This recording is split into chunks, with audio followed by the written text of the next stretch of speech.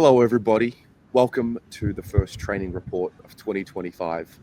I've got Chloe with me. Chloe, tell me everything ASAP. Well, there is something that I'm sure everybody is wondering about if they've been on Twitter, specifically my Twitter recently, as in the last, half an hour while training's been on. And just straight off the bat, Curnow did come off with what appeared to be a lower leg injury. I don't have any further information about this at this point. I did hear that potentially he was already on modified minutes today, but from what I saw, the grabbing at the leg and then going off to speak to the trainer, I wouldn't necessarily say that it was related to maybe the modified minutes that they could have had in mind for him today. It looked to me like something had been aggravated in some way. So I don't have the specifics, but that is probably the biggest thing to come out of training today. Thanks, Chloe. I just had to get it out straight away. Yeah, no, it's great. It's great. I think that's probably why most people will be clicking on this video anyway. I think it was 7:27. I woke up, turned my phone on, checked Twitter, got a few texts saying what's happened to Charlie, and your tweet was the first one that I saw. It was just like, everything seems to be back to normal. I know, unfortunately, because I don't like to say these things but I've got to get rid of any sign of jinxing anyone, because at the end of the day, what I say is not actually going to do anything. But I was just saying yesterday that, there are a lot of clubs with injury issues this preseason.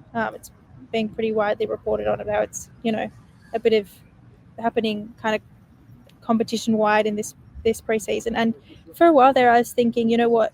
Yes, we have a couple of things going on, but for the most part, it's looking pretty decent, like at least by our standards. If everyone else is getting sort of elevated injuries, ours just seem to be pretty normal, right? For once. So I don't know. I hope that it's not too much of a setback. If anything, I think it didn't look too major. It would be more of just a setback. I don't think it's going to be anything absolutely sinister from what I saw. But, it's not necessarily what you want, especially, after his preseason already being disrupted. Yeah. Well, I think the first thing I thought of, if I'm honest, when I saw that he may have been a little sore or injured was, well, maybe now he'll be a little bit more appreciated. I found the back end of last year in particular, some of the rhetoric around Charlie was whatever, opinions about his form and that. But I hope we aren't forced to appreciate what he is by not having him, if you know what I'm saying. I know what you're saying, yeah. Yeah. Because what he can do, even with a little niggle, what he can still provide is, it's unlike anyone else in the competition. So I would agree with you there that hopefully, some people start to realise what it is that they're missing. He nearly won the Coleman, even though he was, said he was a little bit out of form towards the end of the year. He was obviously carrying an injury and he was still performing well. Not amazing, but still very well, and almost won the Coleman even with that injury and then with missing some games at the end there. So I think that kind of speaks for itself. Yeah, absolutely. I will say, though, just contrastingly, if I can quickly, someone who did stand out very much today was Harry Mackay. Very good. Contested marks, looked confident in front of the goals. So I'm very keen to see what he can do this year. Well, that's the other point that's interesting, and why I think we are so blessed to watch the team that we have and have the team that we have, especially with this forward line, is that, like, obviously in an ideal world, both Harry and Charlie are up and about. But in the event that one can't play for whatever reason, the other is a Coleman medalist. Exactly. No matter which one doesn't play, and no matter which one does play. So, yeah, I think it's a great asset to have. And then with the way that they've mixed it around so far this preseason, with Kemp playing forward, to be honest, he didn't catch my eye today, but it's still good to have him there as an option as well, just in case we do need. Once Charlie was off, they were playing Moya as that sort of hybrid with Motlop down there as well. Obviously the teams have to be split for balance as well, so I'm not one that completely reads into the whole A team B team scenario, but there was definitely an almost A team and an almost B team, and that was the forward line that they were running with in the A team, the main forward structure they were running with in the A team after that occurred.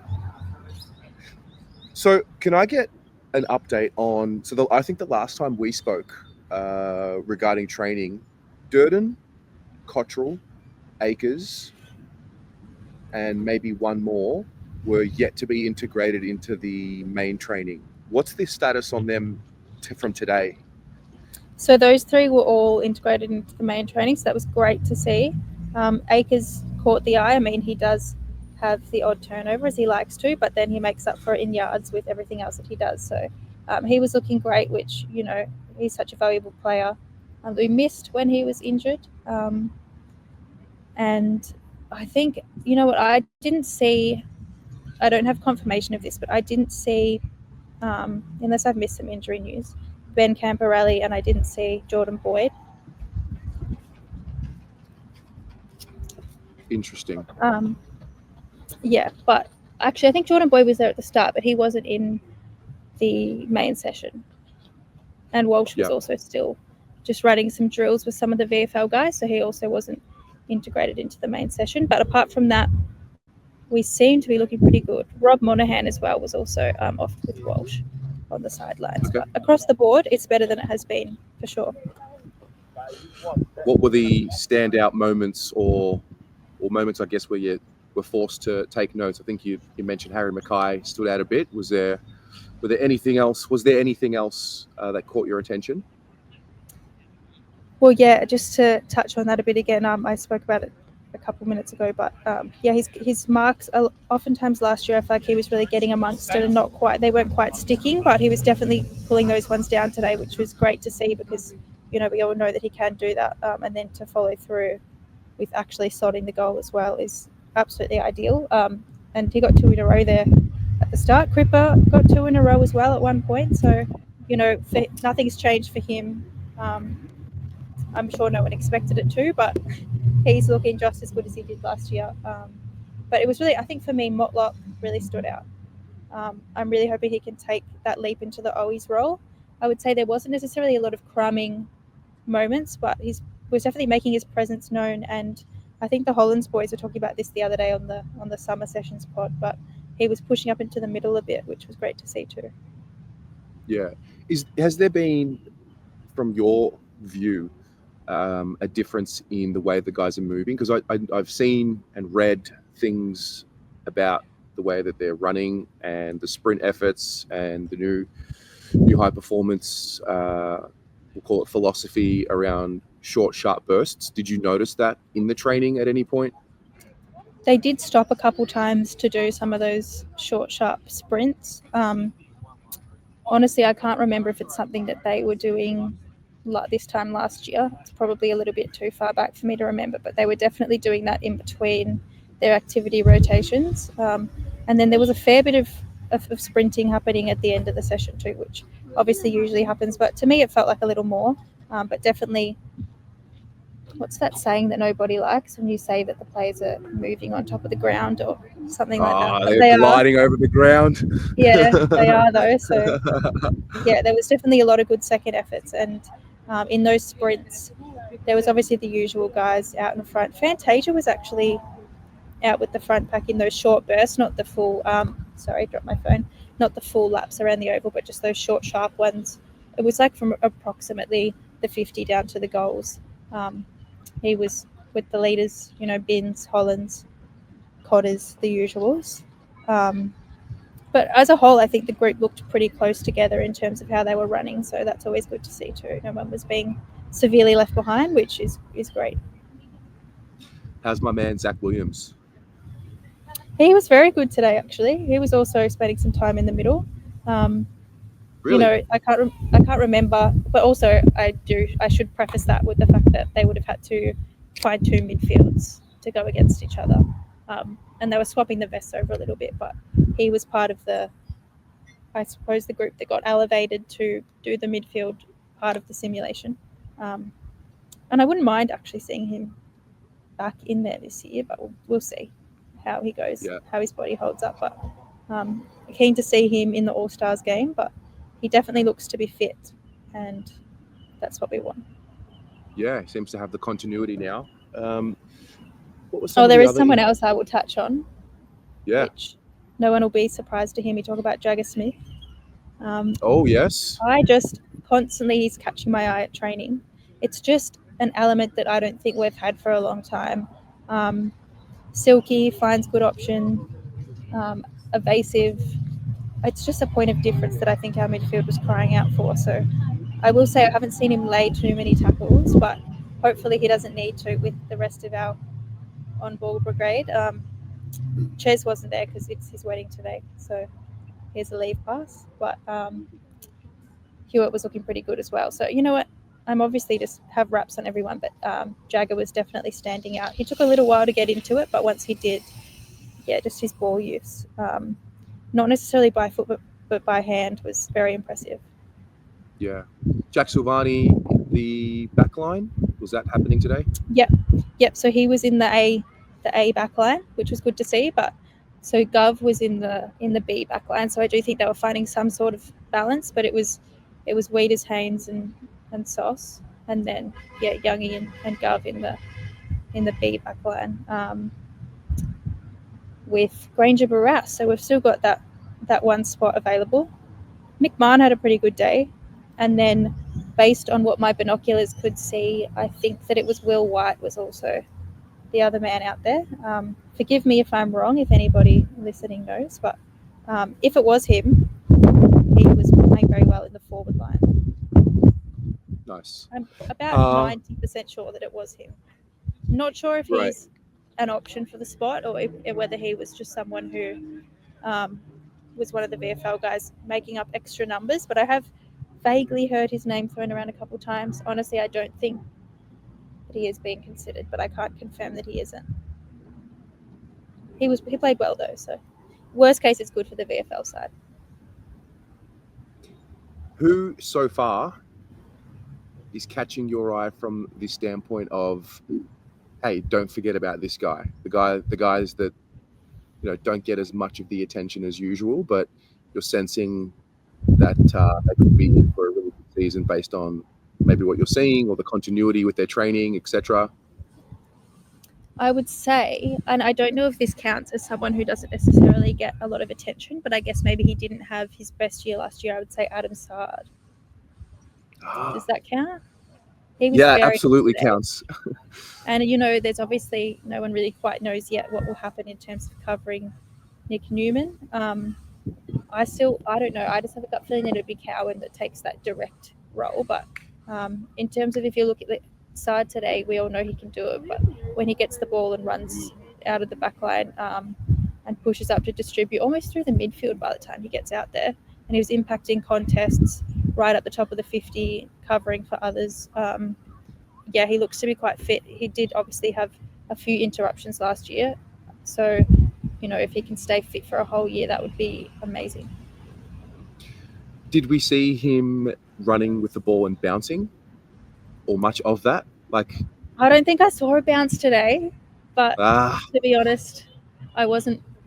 It wasn't. If it happened, it didn't catch my eye. But he was still influencing, directing traffic, influencing the play.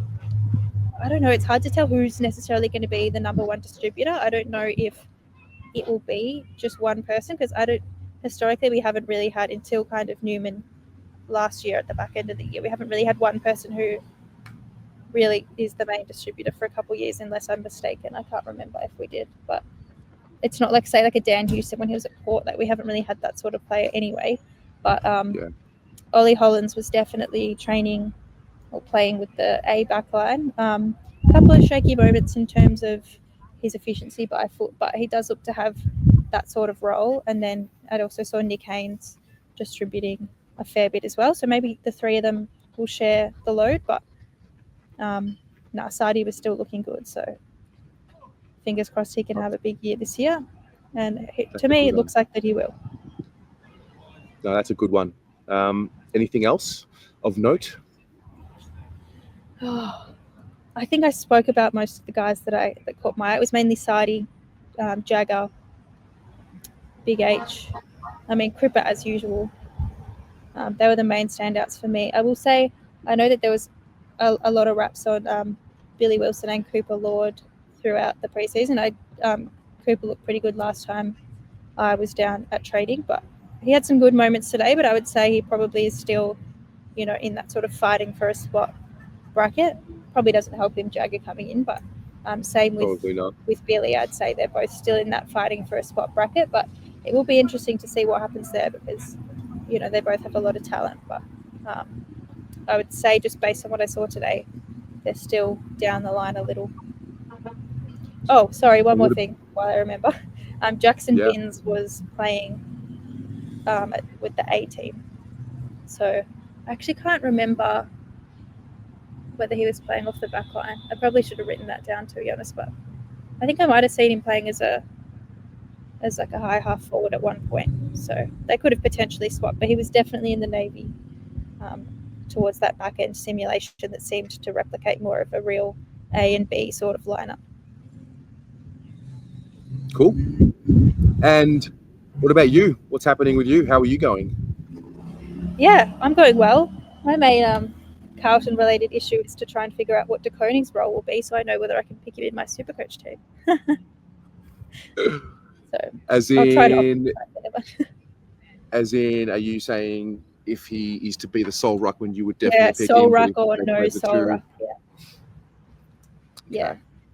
But I mean, I probably should try next time I'm at training. I should probably actively try to find more negatives because I feel like every time I'm just pumping everybody up. But Pito was looking pretty fit. He did actually win a fair few of the hit-outs against De Koning, but obviously De Koning still had that around the ground influence that we love him for. But yeah, Pito was looking strong. There's been a few reports of how he's had such a great preseason too. So I'm just very interested to see how that will unfold. I don't have the answers. I was thinking maybe it would be more of a matchup week to week sort of basis. Obviously, it depends what the forward structure looks like as well, how tall they go down there already. But I don't know. I think a lot of people are expecting De Koning to play more of that sole ruck role this year, which I would love to see him in. But I still think I'm on the bandwagon of Pito being a great asset to our midfield. So, there's obviously a few stats floating around there with win-loss ratios with each ruckman, but I think that it's another great, we talk about having Harry and Charlie. Like, I think it's great for us to have both of those options in the ruck too heading into this year. Yeah, it's interesting because I think a lot of us as fans, whether we're just fans for the sport or whether we're playing fantasy or whatever the case may be, I think a lot of us get caught in this idea that a team has to be structured a certain way for 24 rounds plus finals, and it's this, and it's only this. Whereas the reality is, it's just not. And take the ruck debate, for example. Like, yes, the best version of the team more times than not looks great when Tom De Koning is the sole ruck, and it looks great, and his stats look great. However, there are certain situations where the two rucks do work as well. Maybe not all the time. And I think, the Charlie Harry thing is another example. Like, yep, ideally you want both of them out there, but it also can work and can be unique and effective with just one of them out there as well. So, I think the fans in us look at things in a really closed view. Like, this is the way the team will be on grand final day, and that's the way it has to be every week. But that's just not the reality of how it plays. Yeah, I think as well, it's good to be able to have more of a flexible best 23, I would call it, where the best 23, say you've got everyone available. It kind of depends who you're playing that week or who's in form, who's out of form, as to who you put on the park. Because let's be honest, we've never really had that luxury before to have enough of our best lineup available to kind of make some of those, I don't know, I feel like these sorts of decisions are quite synonymous with Geelong for some reason. But, sometimes you'll make those tactical moves where you purposely rest players, especially towards the end of the year, obviously heading into finals, hopefully. But even throughout the year, if you have specific matchups that lend more towards, obviously it's definitely more of a ruck thing as well, that lend more towards specific players or games where you feel you could benefit from resting other players. I think if you're in the position to do that, that's great. And just if you make sure you've got the best team to win on the day, like as a fan, you just want them to win. As a fantasy player, you want surety of someone's role, but as a fan, whatever they need to do and whatever they think is the right thing to be able to win on the day, then that's the lineup that you want to see out there. Hey. Yeah, 100%. Yeah. Well, Chloe, that's been a great update. I feel like I'm missing nothing. So I'm very grateful for you to take the time out to just sit at the front of Icon Park. Can we get a little bit of a view of your situation I'm right now? here. This is the Oh, car park. nice. Oh, yeah. Now it feels like you're here. Hey. Yeah, it does. It does. Yeah, Yeah. I'm currently just chilling on this rooftop. Got a Oh nice yeah, little give us a look at seat your the view. moment. Isn't that great? Yeah. Amazing. No, it's good stuff. Not Yeah, quite as much good as Icon appreciated. Park. No, I tell you right now, I would much rather be at Icon Park. Oh, No. yeah. Give me a few It's all weeks. Yeah. No. Give me a few weeks, and then I'll be back in the madness. But no, really grateful for your time. Thank you so much for the updates, and yeah, we'll talk to you soon. For sure, no worries. Thank you for having me. All right, guys, that's your training update. If you were at training, please detail in the comments below what you saw so we can all be fully caught up on all the action. Take care.